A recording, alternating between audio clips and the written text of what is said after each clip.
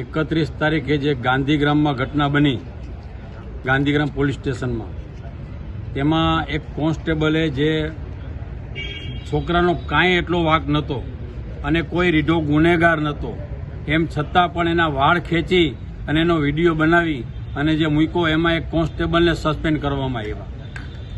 જે મોટા અધિકારીઓ છે, જેને ખરેખર એ ગુના પાછળ આવો તો રીઢા ગુનેગાર હોય ને, એની ઉપર આવો અત્યાચાર નથી કરી શકતો, અમાનુષી અત્યાચાર કર્યો છે, એને અમે સખત શબ્દોમાં વખોડી કાઢી છીએ અને કલેક્ટર સાહેબને આવેદનપત્ર દેવા માટે આવ્યા છીએ અમે, કે આ જે છે એની પાછળના જે મોટા અધિકારીઓ છે એને સસ્પેન્ડ શા માટે નહીં, અને આને જ કેમ.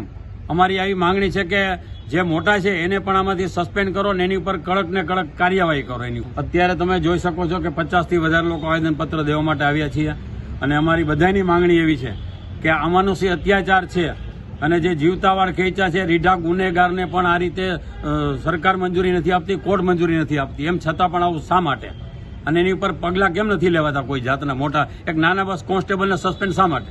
ફરિયાદમાં એનું નામ છે, એ કોઈ રીઢો ગુનેગાર તો નથી કે આવું મોટું કૃત્ય કર્યું હોય, કોઈને પહેલા બંદૂક બતાવી હોય, છરીયું મારી હોય, એવા તો કોઈ ગુના નથી છોકરા ઉપર, એમ છતાં આવું શા માટે? અમારી માંગણી જ છે. હજી ગુનેગાર ક્યાં સાબિત થયા છે ભાઈ? અને હાલો માની લ્યો મારી અને જી કાંઈ કર્યું, પણ પોલીસને શું અધિકાર છે એના વાળ પકડીને ખેંચીને એનો આવી રીતના કૃત્ય કરવાનો? અમાનુષી અત્યાચાર છે આ તો. આનું કારણ શું?